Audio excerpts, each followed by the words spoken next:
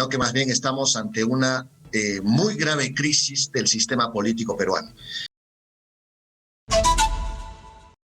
Estamos conectados vía Zoom con Héctor Bautista, analista político de Cajamarca, específicamente de Chota, y estamos también enlazados por la misma vía con José Luis Ramos Salinas, analista político de Arequipa. Muy buenos días a ambos. Buenos días, Nicolás. Gusto de estar contigo.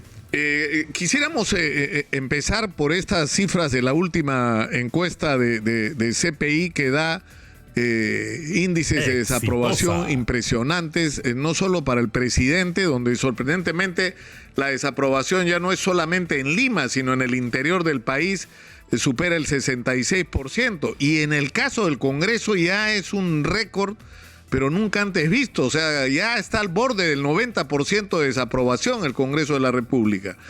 ¿Cuál es el juicio que tienen ustedes sobre lo que está pasando desde la mirada que ustedes tienen desde sus regiones? ¿Por qué no comenzamos con Arequipa, por favor, con José Luis Ramos Salinas? Bueno, yo creo que estos resultados de la encuesta y muchas otras cosas más revelan que este ya no es un asunto de problema de gobernabilidad o de un conflicto entre el Ejecutivo y el Legislativo o una supuesta disputa política entre la izquierda y la derecha, sino que más bien estamos ante una muy grave crisis del sistema político peruano. Yo diría en realidad que estamos ante el secuestro de la democracia peruana. Ese Congreso que llega a esos niveles de desaprobación que acabas de mencionar quiere cambiar la Constitución para incluir una bicameralidad, para que los congresistas sean nuevamente reelectos, para que a través de la inhabilitación, esa figura del todo disparatada, no solo desde el punto de vista de quienes defienden al Ejecutivo, sino incluso del abogado César Nakazaki, utilizarla para vengarse contra los jefes de los organismos electorales, etcétera, ¿no? Y lo más grave es lo que dicen en sus discursos, ¿no? Señalan que en el referéndum la población votó en contra de la bicameralidad porque Vizcarra engañó a la población. O sea, fuimos embaucados, fuimos timados porque no somos capaces de pensar por nosotros mismos, y ellos son los que sí van a hacer eso, porque en el fondo nosotros queremos la bicameralidad, solo que fuimos engañados. Es decir, consideran que el Perú es una democracia tutelada. Los ciudadanos y ciudadanas no pueden decidir, no pueden pensar. Son ellos quienes no tienen ningún respaldo de la ciudadanía, quienes van a legislar en ese sentido. Yo no recuerdo ningún congresista que haya prometido que en caso de ser electo iba a desaparecer el Ministerio de la Mujer. Yo no recuerdo a nadie que haya prometido la contrarreforma universitaria.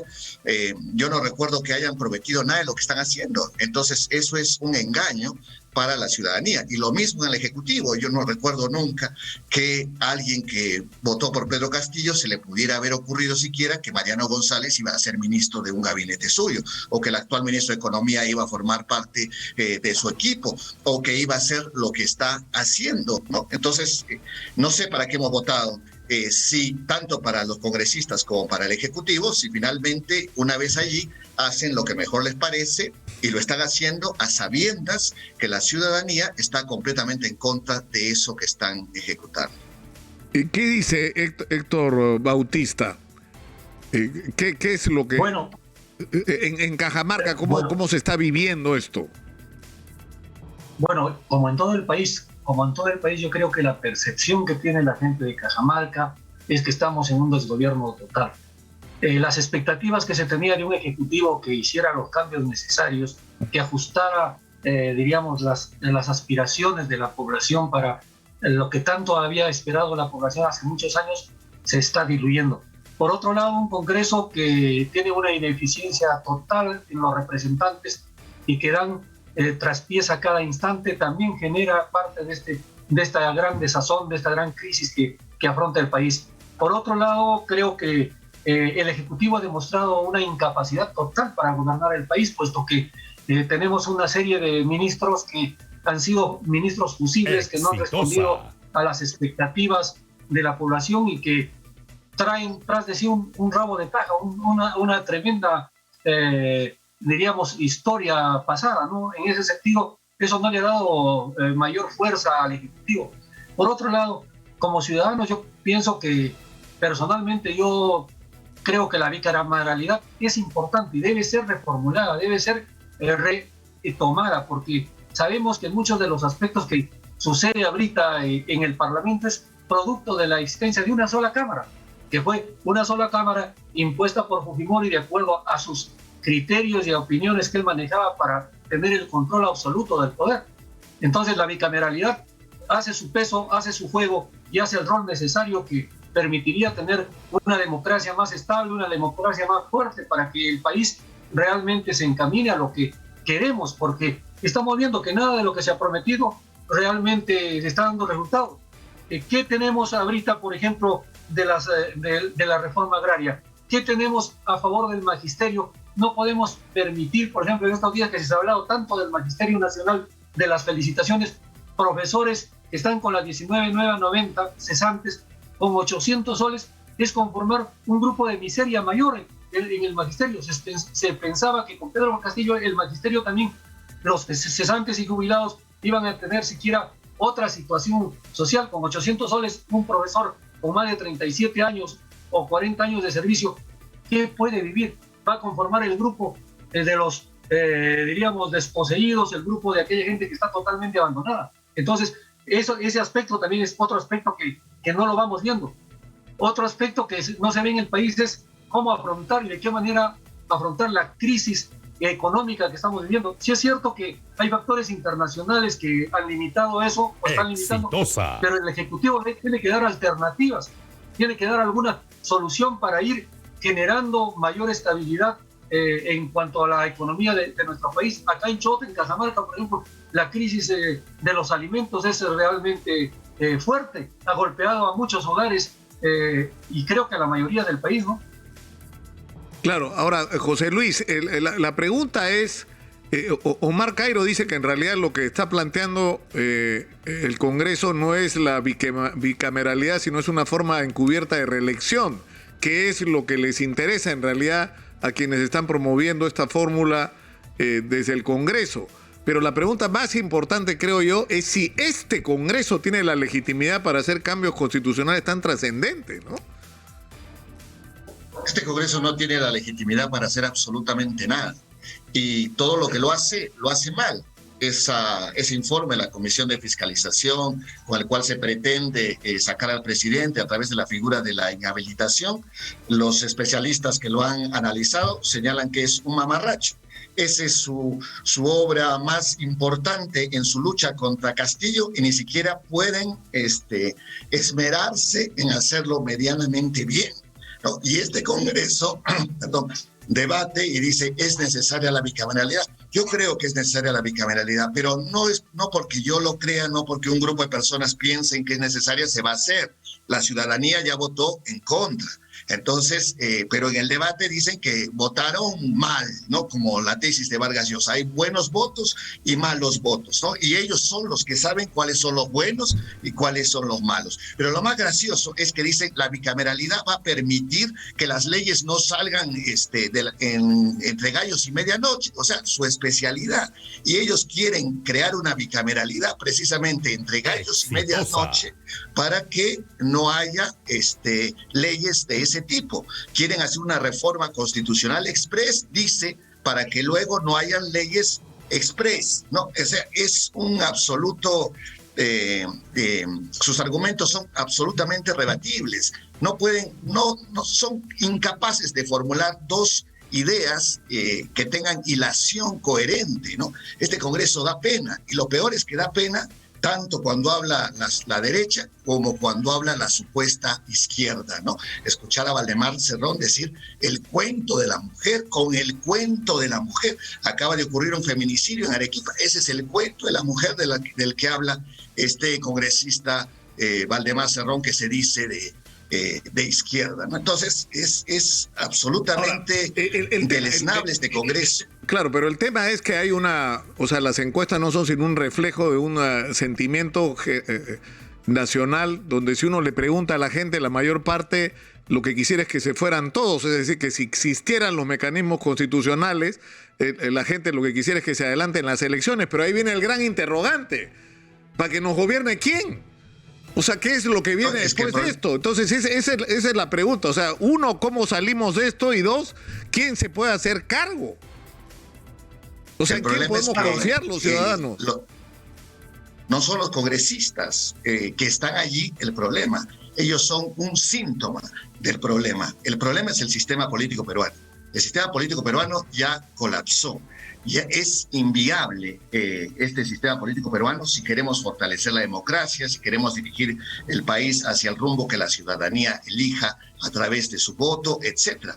Lo que se requiere ahora es una participación ciudadana protagónica, que la gente, haciendo oír su voz, pare la bicameralidad, que la gente, haciendo oír su voz, obligue al presidente a gobernar como él prometió que lo iba a hacer. No en la primera vuelta, obviamente, sino en la segunda, que esa es la que gana, ¿no? Con las propuestas de ese momento, con el discurso del 28 de julio, con el que inauguró su mandato, ¿no?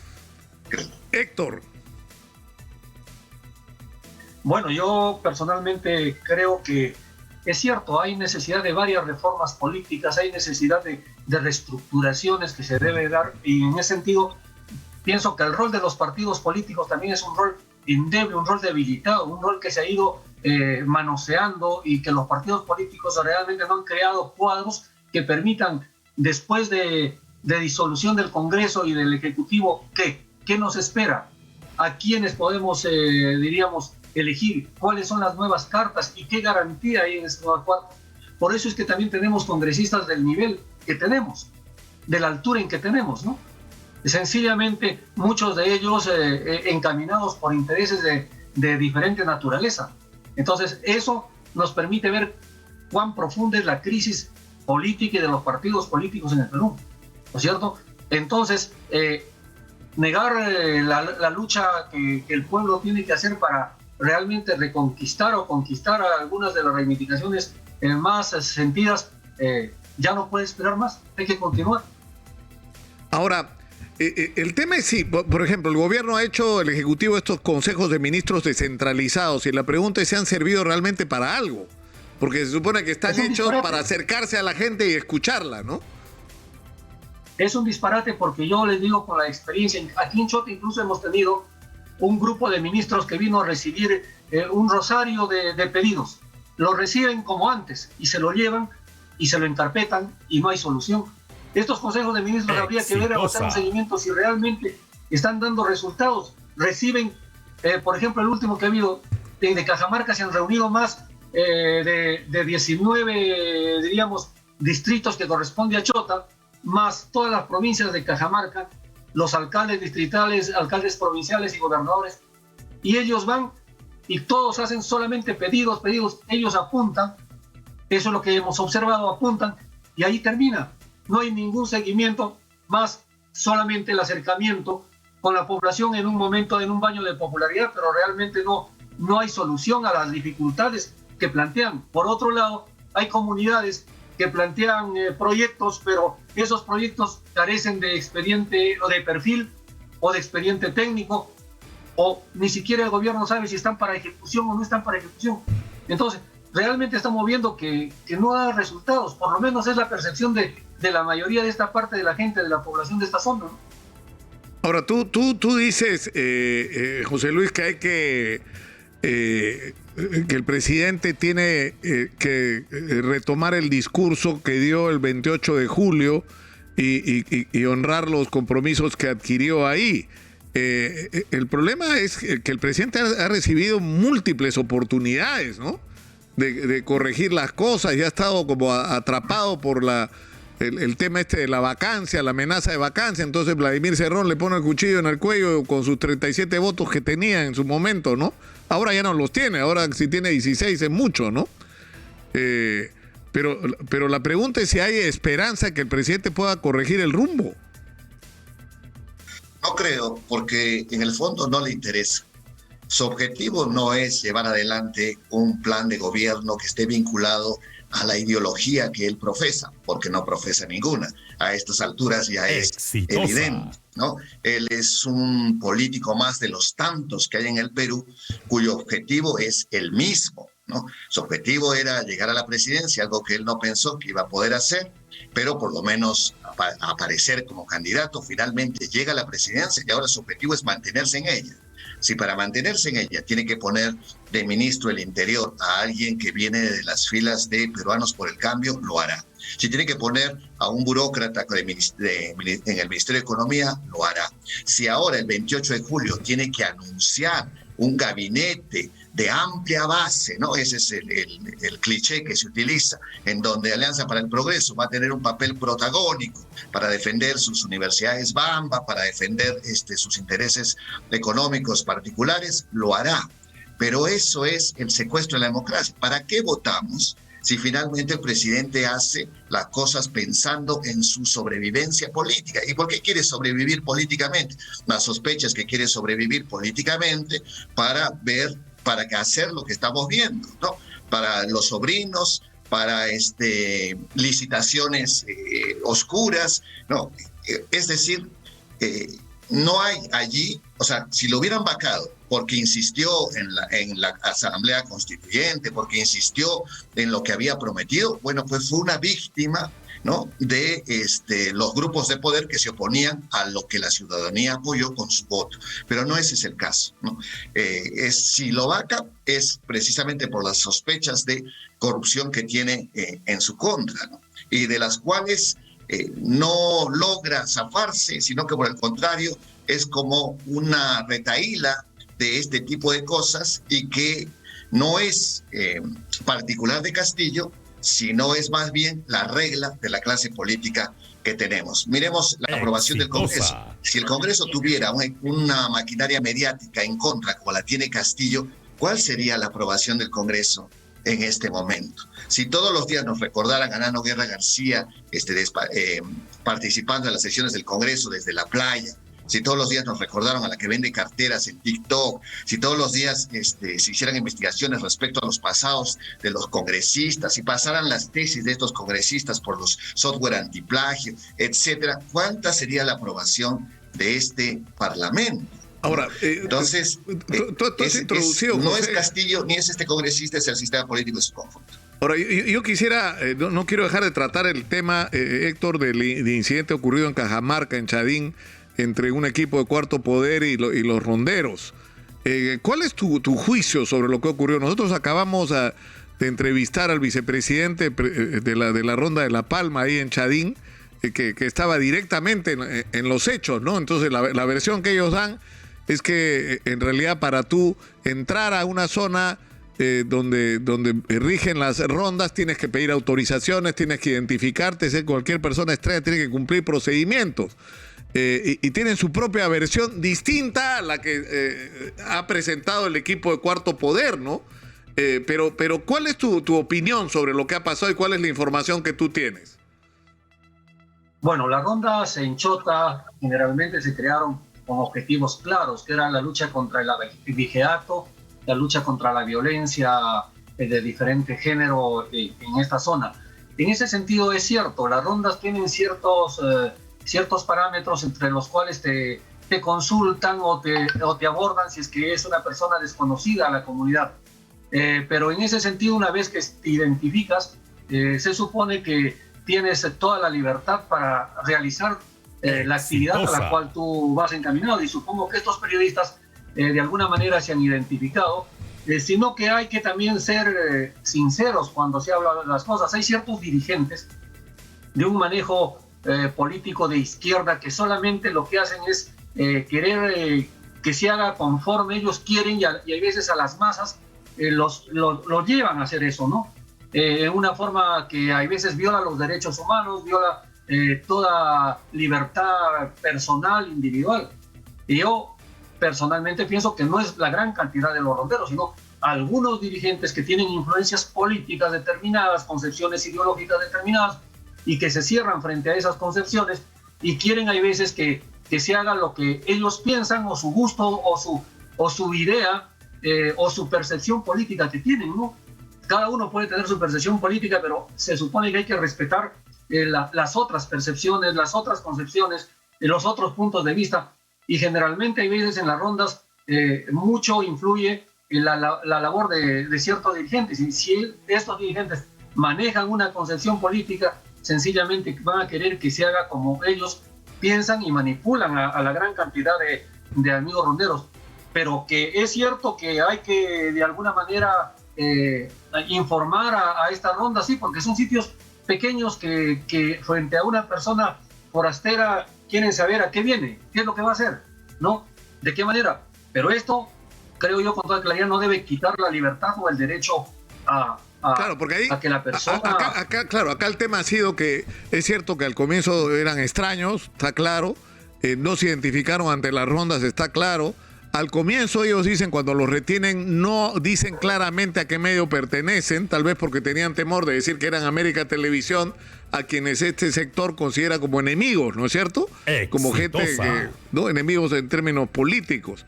Pero una vez que se identifican, lo grave acá es que se mantuvieron retenidos. Incluso acá hay que clarificar, y esto será evidentemente un trabajo de investigación de la propia Fiscalía, de establecer exactamente qué pasó, porque la versión de los periodistas es que los obligaron a grabar una declaración y ponerla al aire antes de liberarlos y que les retuvieron los equipos. Ellos dicen que no, que esto lo hicieron voluntariamente, pero ¿cómo se va a resolver este tema? ¿Qué dices tú, José Luis? Bueno, yo creo que el hecho de que haya mucha gente que dude de la versión de América Televisión de los periodistas revela mucho de lo que está pasando en el país. Lo normal sería que no hubiera ni un ápice de duda, ¿no?, respecto a lo que están diciendo. Son periodistas, es un medio de comunicación, pero hay dudas. ¿Y por qué? Por el papel que jugaron en la segunda vuelta. No se trata de que América Televisión tenga una línea editorial tal y que eso va en contra del pensamiento político de ciertos grupos en Cajamarca, que por eso han actuado así. Recordemos a los salvajes de Machete, ¿no? Recordemos a los ignorantes del Perú Serrano que votaron por Castillo, ¿no? Los medios de comunicación no actuaron como tales en la segunda vuelta, estos en particular, sino que actuaron como medios propagandísticos. Si las encuestas también midieran la credibilidad del Grupo El Comercio y los medios que actuaron en consonancia con este grupo, veríamos que seguramente está igual que el Congreso. Y cuando hacen denuncias que probablemente y parece que fueran reales, ciertas, la gente no les cree. ¿Y por qué no les cree? Porque en la segunda vuelta mintieron groseramente. Entonces, por eso es gravísimo lo que pasa en el país. Los medios de comunicación son fundamentales para una democracia. Medios de comunicación en los que la gente no cree, ¿cuál es la consecuencia? Una democracia aún más debilitada, con un legislativo en que la gente no cree, con un ejecutivo en que la gente no cree. Claro, cuando te escucho, José Luis, pienso en esto, ¿no? Es decir, la sensación que creo que uno tiene es que estamos en el fango. Es decir, la agenda de los políticos es revolcarse en el fango, y la agenda de la mayor parte de los medios es el fango. Y la gente está como mirando este espectáculo y esperando que se hable de sus problemas y de la solución a sus problemas, ¿no? Que son muchísimos y son urgentes en algunos casos, ¿no? O sea, esa es la sensación que a mí me da cuando trato de ponerme en una perspectiva, cuando por ejemplo trato de ver la agenda de lo que tiene que hablar este programa que yo tengo la suerte de conducir cada día. Y me enerva a veces el ser parte de una agenda absolutamente tóxica. Digo, ¿en qué momento vamos a hablar de los problemas de la gente? ¿En qué momento, no? Claro, en realidad pareciera que hemos regresado a esa etapa en que donde se pone el dedo salta la pus, pero no tenemos a un González Prada, ¿no? Sino lo que tenemos es a un López Aliaga, tenemos a un José Luna, tenemos a un Acuña, ¿no? Esa es la tragedia que está viviendo el país en este momento, y no hay esperanzas de que la clase política pueda sacarlo de allí. Más bien hay que sacar a la clase política para poder sacar al país de aquí. Yo quiero agradecerles a ambos, quiero comprometerlos además, porque el haberlos invitado hoy es algo que hemos debido hacer antes. Yo creo que uno de los grandes defectos que tenemos en los medios de comunicación es que tenemos a las mismas personas que son los supuestos opinólogos, que opinan además sobre todos los temas, ¿no? Son especialistas en todo, ¿no? Y no escuchamos a la gente del interior del país. que tiene cosas que aportar, que tiene ideas no solo sobre lo que pasa en su región, sino sobre los problemas de todos los peruanos. Y yo me comprometo con ustedes y Exitosa está comprometida con esto en que tengan este espacio abierto para ustedes, ¿no? Y para toda la gente que tenga que opinar y que aportar desde todos los rincones del Perú, ¿no? Yo les agradezco mucho por eso y es un compromiso con ustedes. Muchas gracias. Bueno, yo sí, perdón. Yo quiero agradecerle y a la vez decirles que la última frase que tú acabas de decir me parece muy importante. ¿Qué siente la población sobre sus problemas? ¿Cómo ve que se les solucionan sus problemas? ¿O ve que esto sigue siendo realmente un momento de mayor desesperación de la población? Es lo que se vive en el interior del país. Gracias. No, muchas gracias a ambos.